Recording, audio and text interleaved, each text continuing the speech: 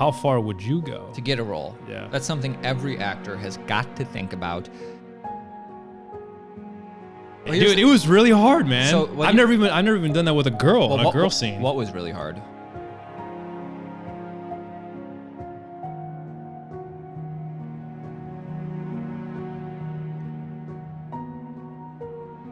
You know, because you don't know better back then. I have no clue. It's just a non-union Charlie's project. like, yeah, this probably will be on HBO. Yeah, and I literally had to do him from behind, right?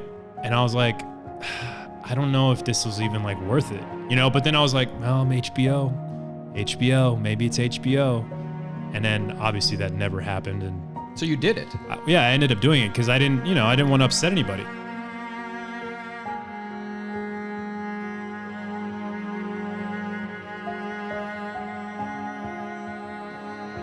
I meet this guy just at a restaurant, and we start talking, and this is a famous actor. This is a prominent TV actor who's been on a very famous show, and his friend is the one who suggests, he says, hey, why don't you guys exchange numbers, and you can meet for coffee or something. He's like just waiting for you to call him. You know, if he was hitting on me, I just thought So you didn't think he was gay? No, I didn't. I mean, once you like go into his house, you can start talking with him. You can tell. Later. See you later, dude. Anyway, so are you telling me that you think that this celebrity, who is a very recognizable person, right, was trying to drug you? Is that really what you believe? Honestly.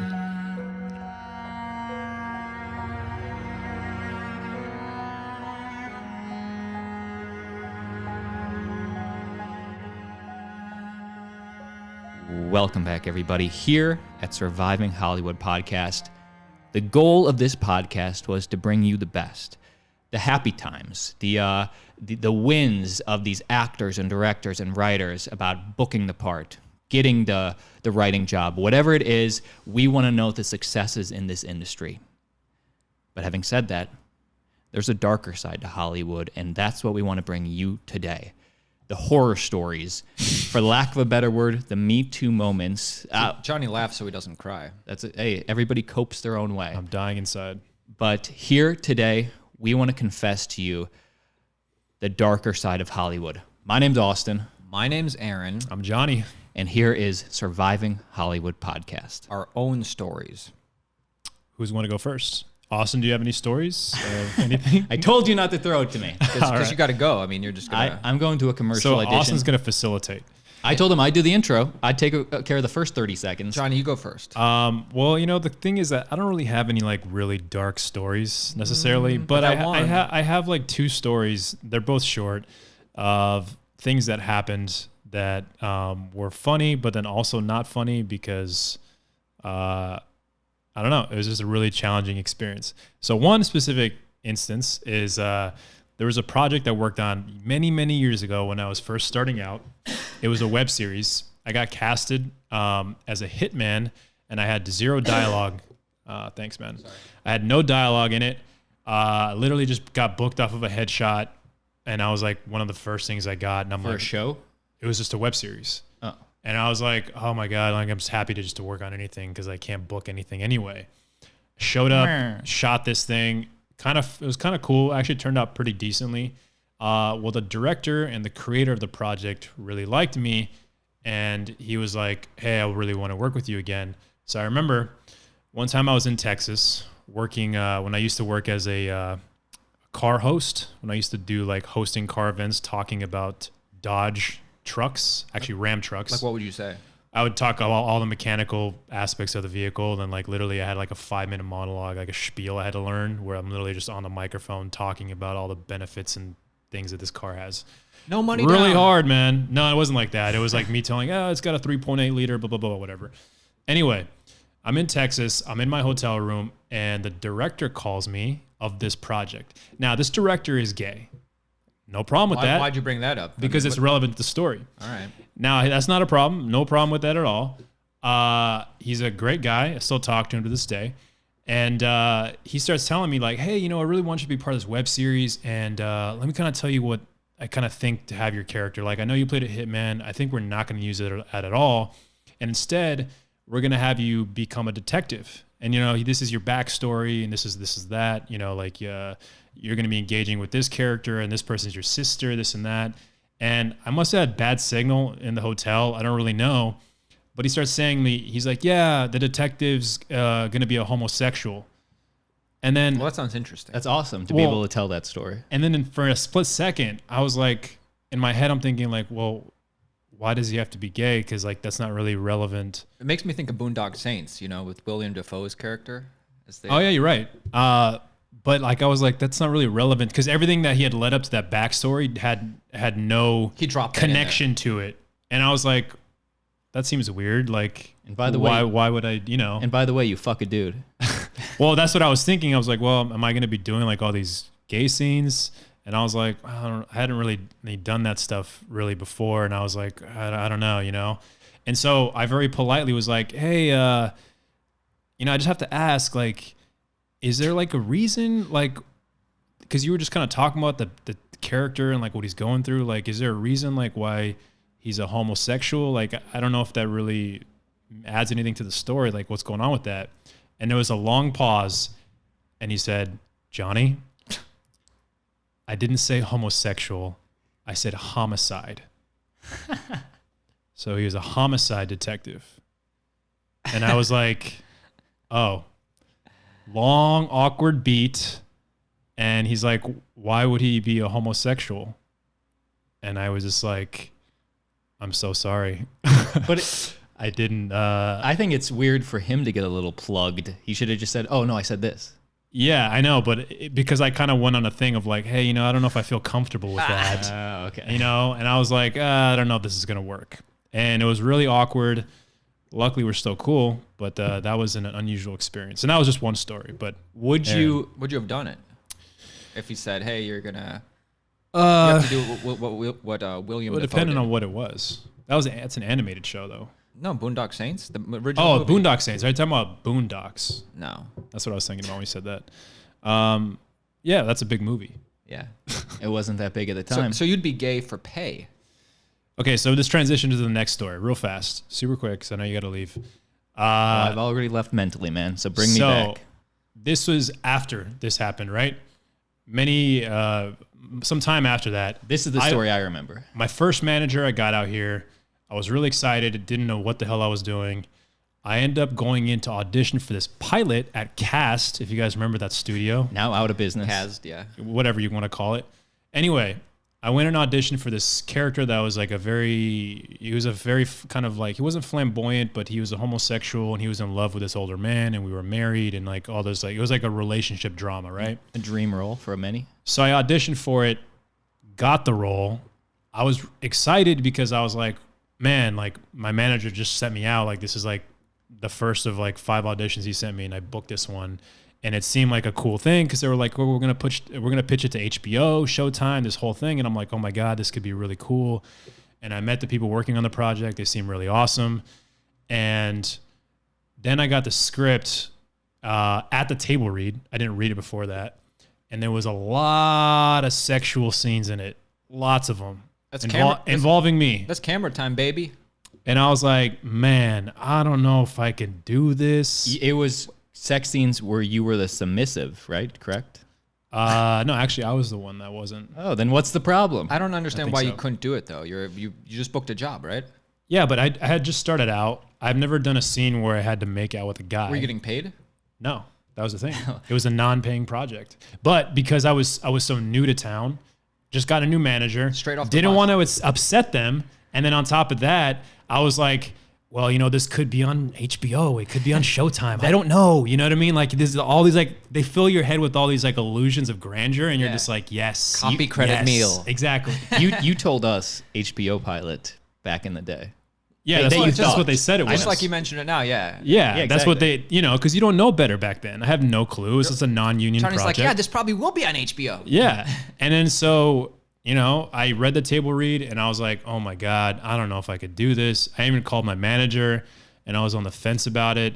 And he's like, well, this seems like a good thing, a good booking. Like, I think you should try it, this and that. And I didn't want to upset him. No money. How's that? No a good money, booking? dude. How's that a good booking? You got me. I didn't even find out I wasn't getting paid until after either. So that was even more awkward. It's weird that the manager would want you to take it because usually we'll take anything that pays. And then on set, dude, there's the first time I ever kissed a dude. So you did it? I ended up doing it because I didn't want to upset anybody. I didn't want to upset the system, dude. Disgusting. Later. See you later, dude. Anyway, so I ended up making out with this guy. This guy's amazing, by the way. This actor Richard, great kisser, super professional, who actually is gay in real life, which is not a problem. But I think that made it a little easier. Like you're from Arizona, a very conservative state. I'm from a very conservative place, and I come from a place where like most of my friends are like, bro, that's so gay. Like, why would you do something like that? So I couldn't even tell my friends. I literally could not tell anybody because I knew like they'd be like shaming me. And I was like, no, I'm going to try to look at it from an artistic perspective. Like, it's just a role. It doesn't mean anything. And, it's whatever. And it was hard. It was like, I still remember the first moment because the first scene that we shot together was our wedding. So it was us cutting a cake, making out. And it was me making out with this dude. That's your first role. Dozens of times because we had to do a lot of takes. Was he a good kisser? He was gentle, very gentle, man. And he had to like, wipe the cake off my face and, like the little thing. And there was even a scene, oh God, I think it got cut out from the project, thank God. But we actually had a sex scene, and I actually describe that. Like, what was that like?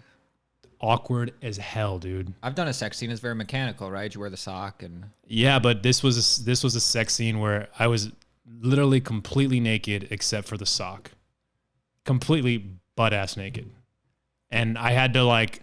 And so you were on the bed. No, we actually did this on a pool.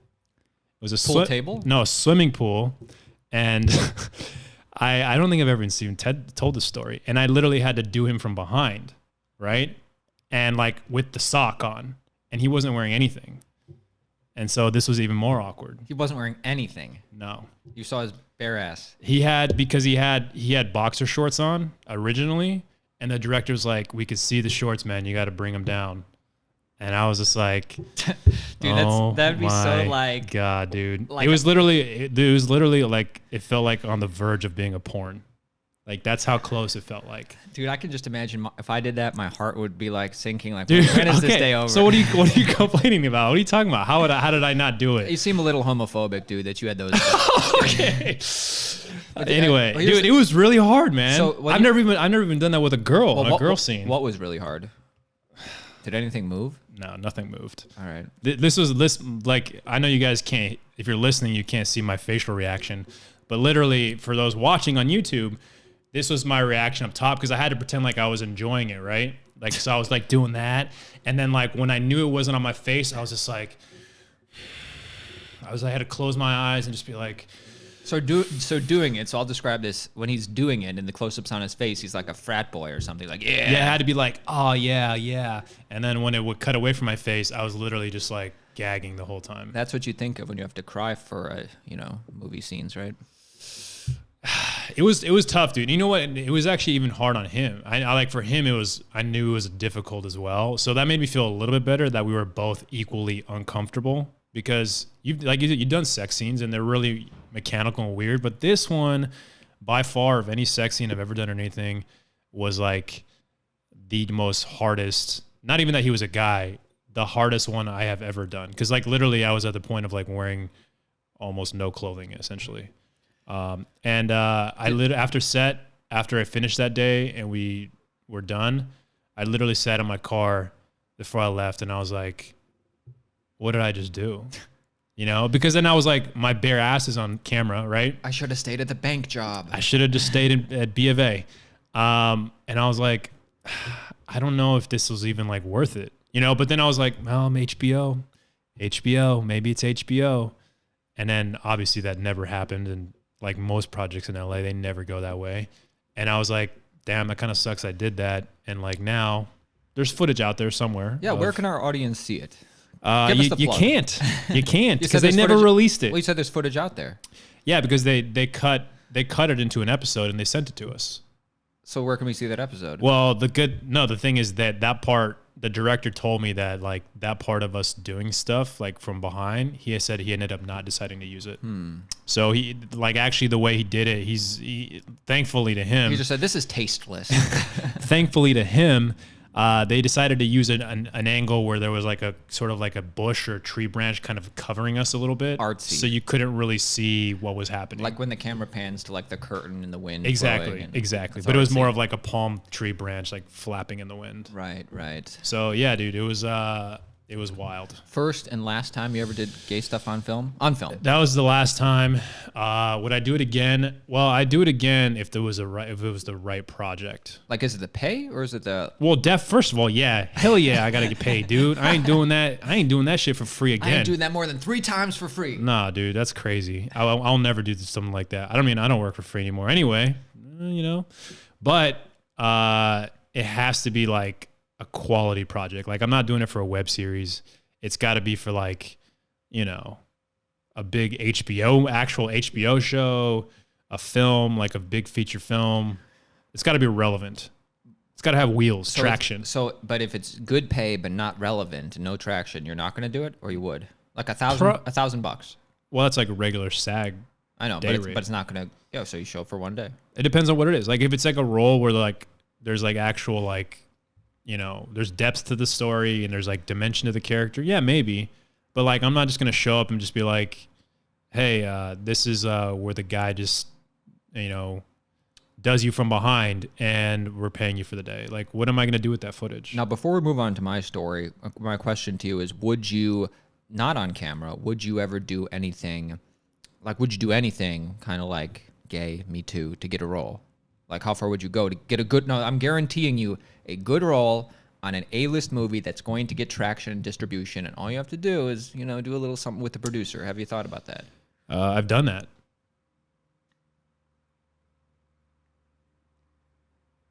Go on. I'm just kidding. I haven't done anything. But I wanted to let that sink in because I wanted you to think that maybe I have never done anything, and I joke around that I would, but no, I wouldn't. Like not even a hand job. An HJ? Not even an HJ. How about a ZJ? If you can't afford it. What is that? If you can't, a ZJ? Yeah. It's from is it Beer Fest? Beer Fest. Oh. Jay Chandrasekhar. Yeah. What he plays like a prostitute. Yeah, in at it. the beginning. Yeah. He's That's like, he's like, what about a ZJ? And he's like, what's a ZJ? Well, if you have to ask, you can't afford it.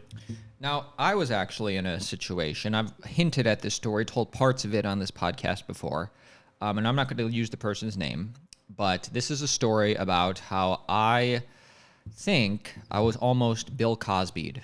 I mean, really, that's what it's about. I think I got pretty close. You guys tell me. With Bill Cosby? Not Bill Cosby. Let's just say this is a prominent TV actor who's been on a very famous show. I can't say, the real show or the real person, but let's just say, imagine this is like a main character, a prominent cast member, ensemble character from like a show like Parks and Rec or something like that. Okay. And this is a guy. You're not going to say who it was? Dude, for legal reasons, I can't. What, really? am I going to slander the guy? That's not slander. It's a story of something that happened. The reason I'm nothing not, bad the reason, happened. Yeah, right? Nothing. In actuality, he was very polite. Yeah. He's a very smart guy. So, but I don't want to like. Okay, fine. Okay, fair enough. Yeah, well, I didn't mention names either, really. Yeah. Anyway, I meet this guy, just at a restaurant, and we start talking. And this is a famous actor, and he is with his buddy. His buddy is clearly gay. Now, this guy in real life. What's the problem with that? Well, because I think this guy was gay for me, who I'm going to tell you about. But he doesn't like. But general America doesn't think of this actor as gay. So, if he was hitting on me, I just thought. So you didn't think he was gay? No, I didn't. I mean, once you like go into his house, you can start talking with him. You can tell. Okay. But initially, I didn't think he was gay, and he doesn't play gay characters. But when I met him at this restaurant, his friend who he was with, he was clearly gay, and I love gay people. It's just Yeah. This is a story about. Sure. Unfortunately, women don't try and take advantage of me. It's only the guy. But one day, dude. One day. But we start talking about his show and the business, and his friend is the one who suggests. He says, "Hey, why don't you guys exchange numbers and you can meet for coffee or something, and talk about it?" I was like, "Oh my!" His friend suggested that, Oh. and I was like, "Yeah, man." Okay. We exchange numbers, and before he gets out of there, the last thing he says... Now, did you ask for his number, or did he ask for yours? His friend said... Initiated You guys want to exchange numbers? I said, yeah. Did he feel awkward when he said that to it? Like, because you know how sometimes your friend's like, oh, you guys should trade numbers, and the other person's like, well, I don't really want to. Well, thinking back now, I think that he was looking at me as if I was a attractive young girl, like being like charming and nice. Because I was, celebrities, they don't like talking to people. So when this celebrity, just working actor was like lit up talking to me, I was like, wow, I thought I was just, likable or something. All right. But now thinking back, maybe he thought I was cute. Anyway, right before he gets out of there, he says, hey, what time do you, or how about tomorrow? I go, yeah, let's meet for coffee tomorrow. He goes, what time do you normally wake up? I go, I don't know, maybe around 9. And he's like, cool, I'll call you tomorrow and we'll meet up. And I said, great. And I had about 9 o'clock the next day, I get a call from an unknown number, obviously him. Blocked? No, just random number. Okay. And he says, I can't use my impression without okay. But he has a distinct cadence to his voice. Sure. And he says, do you, I'm just about to go to the health club. He said, people call it health club. You know how old they are when people call it a health club. A young man like yourself doesn't need to go to the gym, but I do. So how about we meet up after I get back from the health club? And I go, yeah, sounds great. It's like, I think he said like about an hour. And I said, yeah, no problem. And he says, great, be at my house at this time. This is my address. And I just said, okay. And then I hung up. I was like, so it wasn't even like, hey, can you come? It was more of like, hey, just be here at this time. No, he initially asked, do you still want to do it? And I said, yes. But then last minute, the weird part was he said, all right, be at my house rather than the coffee, which we had discussed. He was like, well, maybe he could have been like, my coffee at home is way better than anything you can get at Starbucks. Yeah, maybe he doesn't like going out. Those were all possibilities. Sure. Anyway, I frantically called my brother who was unavailable, you who were unavailable, my ex-girlfriend who was unavailable, trying to get, and she said originally she did want to come with me. Brian Schachtkey, guest of the podcast. Yeah. Eventually he was like, yeah, man, I'm not doing anything. I'll come. He's like just waiting for you to call him. Yeah, exactly. But it was awesome. So glad he was there because he can back up this story. I say, hey, as we're driving over, hey, I'm just going to say you're my roommate because I don't want him to get like weirded out that I brought a friend. It's just going to be, I'm just saying, hey, my roommate wanted to come. Maybe you could have been like, oh, he gave me a ride because my car was. Yeah, I didn't say that, but I don't know. I wanted to keep things casual. Sure. We get to his house in Sherman Oaks. Modest suburban home, but you can tell professionally landscaped. House or like townhouse? Big house? It's not a big house. It's like a suburb type house. Okay. It's not that big. But in LA. Yeah, it's probably millions of dollars. Right. But you can tell it's not that huge. It's not small, but it's not huge. But you can tell it's professionally landscaped, decorated. It's got a Porsche in the front. Well taken care of. Knock on the door. If this guy just went to the health club, his T-shirt and basketball shorts were perfectly ironed. Like it did not look like he was working out in those or whatever. So either he switched his clothes when he got home into maybe he took a shower and then put on new clothes. So the new clothes he put on was different workout clothes. Like he was wearing like a white T-shirt and like. Well, when you're lounging at home, like you're not going to dress up. I think this guy thought he looked good in his athletic look, but it didn't look like he. Anyway, he seemed a little bit peeved that I brought a friend and didn't. Tell him. What was the initial reaction when you opened the door? He was hello, and then like a little curt up until a point when I said, "Hey, this is my roommate. He just wanted to come by," and it's almost like a switch flipped in his mind. Then this is what Brian says, by the way, that he realized that he's like he smartened up and he was like, "Well, you know what? Maybe I had different plans for the day." But now it looks like I'm actually going to have to talk about the business and my show with this guy right here. So we go in, everything's professionally decorated, walk through the kitchen, get to the living room. I can tell, since everything's professionally cleaned and decorated, you can tell when anything's out of place. So there's this pot of like something like a tea or a coffee on the stove, ready to go. And you can tell this is something that's put out because everything else is professionally cleaned and decorated. Did you hear a whistle? I cannot recall. But like, I'm just saying, like Brian's there to back me up, dude. I'm so glad. But are you sure that tea wasn't just sitting there from like the last night or? No, this is how I know. You could tell it was on. Like both me and Brian could tell it was on because 10 minutes in the conversation, about 10 minutes, the guy gets up without breaking the conversation, walks over, takes the tea or whatever off the stove, doesn't offer it to us, comes back, keeps talking about the conversation. It was like the elephant in the room. And then he finally like took it off the stove and, that was the time the Bill Cosby stuff was happening. So it's just a thought. Like, so what's true is this guy was gay for me.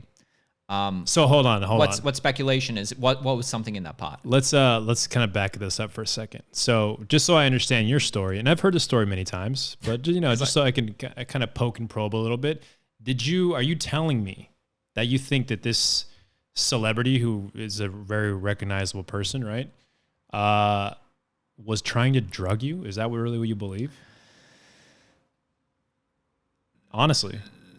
Yeah, I don't know. I'm not saying that's definitely what was happening. That'd be super outrageous if that's what was happening. All I'm saying is there were certain red flags that both me and Brian noticed that after we got out of there, we kind of like went over it and like, what was up with this? What was up with this? What was up with this? Because, so there's tons of red flags that point to this guy had a massive crush on me. He kept saying, you should be modeling. He kept asking me and Brian, so do you do the cooking? He's kind of like flirting with us. And have you ever seen him engage anybody else? See that way? How would I see him? I don't know. When he was with his friend. Well, his friend was gay, but they were clearly just friends. Austin saw this guy at the GLAAD Awards like a year or two before, which is a gay awards thing. Okay. And you just you can tell he's gay. And the thing is, all of the red flags that me and Brian went over point to the fact that this guy was very interested in me. Only a couple of them point to the fact that what was up with that teapot? What was up with that? And yeah, I guess that's it. And how'd you get out of there? Oh yeah.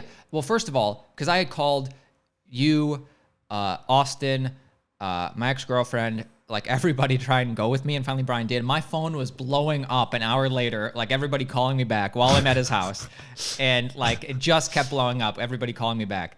And he was like, oh, wow, look, he was Mr. Popular. Yeah, teasing me, kind of flirting with me, look at this, everybody wants to talk to you. And I was like, oh, it's my girlfriend, Oh, you said it was your girlfriend? Yeah. And then what'd he say? Was there a frown immediatthere? He was smart about it. He just kept he was cool. There's nothing. He just went along with it. Okay. Anyway, eventually, we were there for an hour and a half. Eventually, we could tell he was ready to move on. We were kind of this wasn't leading to anything. So it was kind of an awkward, thank you so much. Hope to do this again. And it was just kind of awkward. Did he ever text you after that or call you after that? No, I think I texted him once. After, and he responded within a month later, or within a month I texted him and then he responded. But after that, I actually called him up a year ago and we started this podcast, which is a couple years after this event happened. Hey, would you like to be on our podcast? And he did not respond, but it was his number. And I have it right here if anybody at home wants to see. And what's his name again? I can't say that. You almost got me. Almost had what was anyway, me and Brian called you up afterwards. You guys got me pretty good though. And because Johnny knew that's where I was going, but Brian called up Johnny from Brian's phone and said, hey, I'm worried about Aaron. I dropped him off at this person's house. He's been in there a long time. I don't know. He's not responding to my text. And Johnny's like, oh yeah, Aaron said he was going there. Brian's like, should I go knock on the door? And he got Johnny to agree, yeah, we should knock on the door. And then so we just at the table pretended to be knocking, and I did the voice because this guy has a distinct voice. I did the voice in the background. How did the voice sound? I don't want to do it. It's like a deep, distinct voice, and basically I said in the background, nobody's here, and then acted like the door slammed, and then Brian's like, I know I dropped Aaron off at that place. I tried to get Johnny all worried, and we did. It was great. Look at it from this token though. What if you think that you went into this guy's house, right, and he's thinking you know what, man? I just want to really help this young, talented kid excel in his career. Somebody maybe in my life helped me. Oh, but now he brought a friend over, and now he expects me to help all of his friends. And it's you're surprising me. I thought we were just going to meet me and you.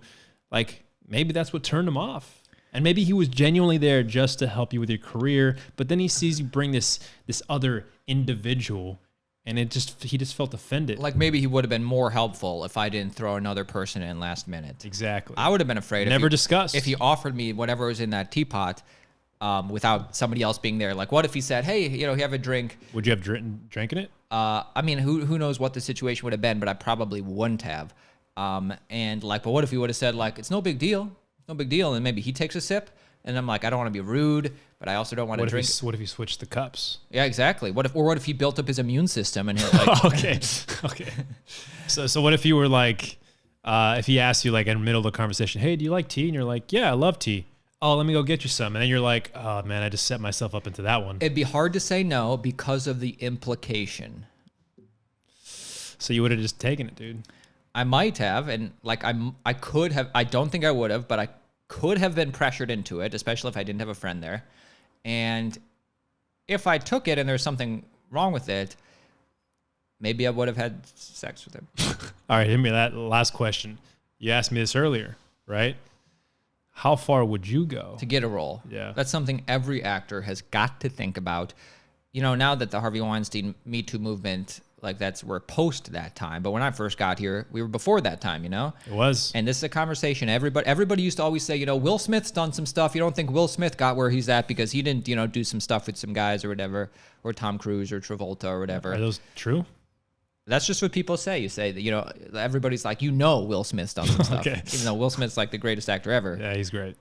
Like, I don't know if he I don't has. care Who if he knows? did or not. Well, For some reason, his name came up. That's just from my experience. Don't know why I did either. But it's a good question. And honestly, if I was guaranteed to like, this is a guaranteed, like maybe like this person has a history, like maybe it's Bryan Singer or somebody, and he says, hey man, I'll definitely put you in this movie. I've done it for this person, this person, this person. I'd be like, yeah, I know, I've heard of you. I read about you in the paper, in Hawaii, right? And then he'd be like, yeah. All you have to do is like give me a blowjob or something. I say no, definitely 100%. But what if he's like, I'm going to give you one of the main roles in my next X-Men film? Honestly, I might do a hand job because nobody's like, you got to go down on me. No, I wouldn't do it. You're going to be one of the leads in his movie. You'll play one of the X-Men. You'll be like literally turned into action figures. One of the leads? One of the action figures, dude. They'll make rides at Universal with your face on it. I'd say no, but I got a nice friend, Johnny, who's used to doing that stuff. Wow, dude. I thought you were dedicated to your craft. Yeah, I don't know. I guess not. So you wouldn't go that far then? I said maybe I'd do a hand job if it was guaranteed. And that's not something a lot of people will admit. And what's a guarantee? And doesn't mean I'm gay. Doesn't mean I'm gay. Not that there's anything just means wrong I really with want that. to make it in this business. I'm just not. Yeah. But what would be the guarantee though? I don't know. In writing, I guess? I don't know. Like a guaranteed role on an HBO show? Is that enough? I mean, even if it's just a supporting role in a movie is enough. Is that worse or better? I don't know. What kind of movie is it? If it was an indie movie? No, an A-list movie, an Bryan Singer, a Bohemian Rhapsody. I'd take one. I'd take Freddie Mercury. I wouldn't get Freddie, but I'd take Roger Deakins or whatever. I'd take Brian May. Sure, I would. Okay. All right, man. It's good to know where you stand on this topic. Anyway, if you guys have some stories, I would love to hear those. Leave those in the comments below. We'd love to hear some wild Hollywood stories because you know what? That's what this town is. You got to survive this town, right? That's right. And that's part of the stronger part together. Of the club, dude. I mean, you know, luckily I haven't had too much stuff happen, but I'm sure women get a lot of problems with stuff. That's right. I've heard a lot of stories from friends that have said things, and I'm like, man, that is pretty rough. Though. Really? Any friends I know? I don't know if that you do. Like real stories, though. I don't care if somebody like hit on the story I told about this person hitting on me and inviting me to his house. That's not a real me. Actually, I do know a real story that a guy I work with told me. It was actually happened to a guy. Funny thing is, this guy was a model, and I remember him telling me one time on set that he was doing a photo shoot at this guy's house, and the photographer, whoever was running the shoot, was gay. No problem. He's just like, another gig, just going in there to shoot. Anyway, he was there shooting. They offered him a drink, an alcoholic beverage of sorts, I believe. And he took it, not really thinking anything. And he said he was doing the shoot, and all of a sudden, he got super dizzy, felt like he was going to pass out, and like literally started like walking off a set in the middle of the shoot and realized he's been drugged. And like, he didn't know what to do, and he knew he only had a few moments before literally he passed out, like blacked out. He said he made it to his car, got into his car, locked the door, and passed out, blacked out. And then he said when he woke up, his words exactly, he told me. He said he woke up, realized where he always said he was still there, realized what happened. He went in, and he said he beat the shit out of the guy. Are you serious? That's what he told me. Who was this guy, though, on set? Who was he? He was the model. The other talent, he was one of the talent. He was the talent. So one talent got drugged by another talent. No, he got drugged by the photographer or whoever was running the shoot. Him as the model got drugged by the photographer. So he went back in the shoot and beat up the photographer. That's what he said. That's what he told me. That seems. And I kind of believe him because he was one of those dudes that's like really aggressive, and he's like, I used to be like an alcoholic, and I used to do a lot of drugs and stuff. Yeah, I mean, and he seemed a little kind of off on edge. I'm not. So I'm like, I kind of believe it. I mean, I don't fault the guy for beating up some guy who drugged him, but like that's just like that'd be crazy if you were just part of the crew and saw, hey, this actor, this model disappeared for hours. He comes back. Where the hell were you? Punches out the photographer. But I mean, like the photographer knew, or whoever, or if it wasn't the photographer, it was somebody that was involved in the set, knew that they had tried to drug him and that he had escaped essentially. Oh, so they knew he was gone and drugged, and they didn't call 911. No, because he was in his car. Okay. That sounds like a non-union set to me. I mean, what would you do in that sense? I probably would just drive away, right? Or just leave, knowing that these people just try to drug you. If the people on set, if they knew that this guy was drugged and he passed out in his car, you got to call 911. No, but I'm saying like one of the people on set was the one that did it. Yeah, not that guy's gonna be, sweating bullets, but I'm just talking about the other people. No, but I think it was like a really tiny production. Like it was probably like a photographer and like one other person. So like clearly. That's pretty scary. You know what I mean? Anyway, that was just one of the stories. There's many more. If you guys have some crazy stories, we'd love to hear those too. Send them in. We'd love to see those. Anyway, I think that wraps it up for this Johnny, edition. You're about to go shoot a huge Netflix thing, right? Quick update. We'll give you guys more information when it happens. I'm actually flying to Mexico City tomorrow. I'm going to be there for like 2.5 weeks. I'm working on a TV show. This is one you've heard of. This is award-winning. It's Netflix, right? Yeah, it's Netflix. That's all I can say. This is one of the bigger shows on Netflix. Yeah, it's a big show on Netflix. Hope it goes well. And I can't really talk more about it other than that, probably. What's the show called? Can't say. Ah, Good try. Anyway, guys, thanks for tuning in. We'll catch you guys next time. Later.